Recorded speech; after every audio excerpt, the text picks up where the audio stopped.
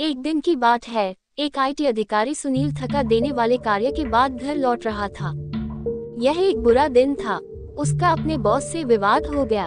वह अपनी बाइक से लौट रहा था। घर पहुंचने में लगभग 2 घंटे लग गए। जैसे ही वह घर पहुंचा, उसने पाया कि स्वादिष्ट भोजन उसका बेसब्री से इंतजार कर रहा था। खाना खाने के बाद सुनील का मूड थोड़ा हल्का हो गया। उसे एक अच्छी, शांत और शांतिपूर्ण नींद की जरूरत थी। उन्होंने ग्रीन टी ली जिसे वह रात के खाने के बाद पीते थे, और फिर वह और उसकी पत्नी अपने कमरे में सोने चले गए और उनका बच्चा दूसरे कमरे में सो गया। आधी रात के दौरान उसे रसोई में कुछ शोर सुनाई दिया, जैसे कोई कटलरी नीचे गिर गई हो। उन्होंने सोचा कि यह वही बिल्ली का बच्चा हो सकता है जो उन्हें 2 महीने पहले पास की सड़क पर ठंड के मौसम में कांपता हुआ मिला था। 5-6 मिनट बाद आवाज फिर उसके कानों में पड़ी। इस बार भी उसे लगा कि शायद बिल्ली का बच्चा ही होगा। इस बार वह बिल्ली के बच्चे को वापस अपने कमरे में लाने के लिए उठा, लेकिन जब वह अपने बिस्तर से उतरने ही वाला था तो उसने देखा कि वह फर्श पर सो रहा था। फिर उसने सवाल किया, रसोई में कौन है? कोई प्रतिक्रिया नहीं मिली। उसने वही दोहराया, लेकिन इस बार उसे कुछ कदमों की आहट सुनाई दी। उसने ये भी देखा कि कदमों की आवाज और तेज होती जा रही थी। कदमों की आवाज इतनी तेज हो गई कि ऐसा लगा जैसे कोई दौड़ रहा हो। कदम उसके दरवाजे पर आकर रुक गए। उसे एक पैर की परछाई दिख रही थी। उसने तुरंत अपना चेहरा कंबल से ढक लिया, जिससे उसकी बाईं आंख के पास एक छेद हो गया था। दरवाजा खटखट की आवाज के साथ धीरे धीरे खुला। उसने जो दृश्य देखा वह अविश्वसनीय था। ऐसा लगता था जैसे उसका कलेजा मुंह को आ गया हो। उसके सिर से पांव तक पसीना बह रहा था। उसने देखा कि वहां एक विशाल काली आकृति थी जिसका केवल एक बायां पैर था। उसके हाथ टेढ़े थे। आकृति का सिर बुरी तरह दाहिनी ओर झुका हुआ था।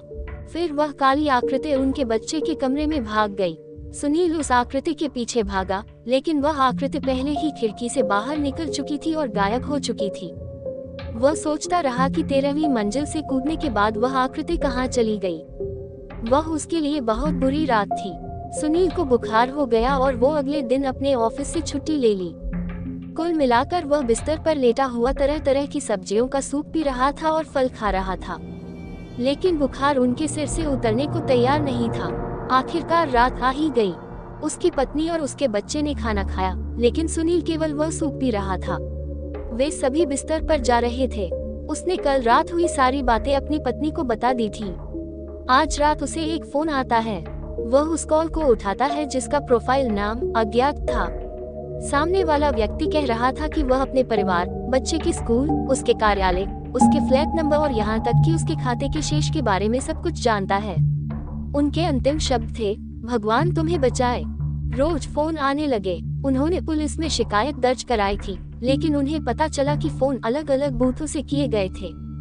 ये हफ्तों और महीनों तक जारी रहा, लेकिन अचानक ये बंद हो गया। उसने सोचा कि वह व्यक्ति अब वैसा ही करना बंद कर चुका है।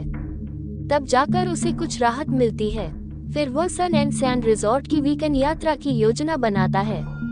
उसने सोचा कि अपने परिवार के साथ वीकेंड बिताने से उसे भी खुशी मिलेगी। उन सभी ने वहां खूब मौज मस्ती की। फिर वे सभी घर लौट आए। एक दिन जब वह अपने ऑफिस से बाइक पर लौट रहा था तो उसके पास एक फोन आया। उसने फोन उठाया तो वह वही व्यक्ति था। इस बार उसने उसे एक जहाज टिका दिया। तभी उस व्यक्ति ने पूछा, क्या आप गैलेक्सी रोड पर हैं?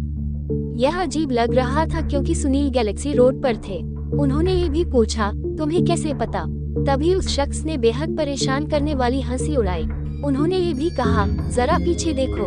उसने शीशे में देखा तो उसके ठीक पीछे एक व्यक्ति बैठा था, लेकिन जब वह पीछे मुड़ा तो उसे कुछ नहीं दिखा। उसने फिर से शीशे में देखा तो उसने फटे हुए कपड़े पहने हुए थे, लेकिन इस बार जब उसने पीछे देखा तो पाया कि एक आदमी सचमुच उसकी ओर मुंह फैलाए मुस्कुरा रहा था, जैसे उसके होंठ पेंट से लटक गए हों।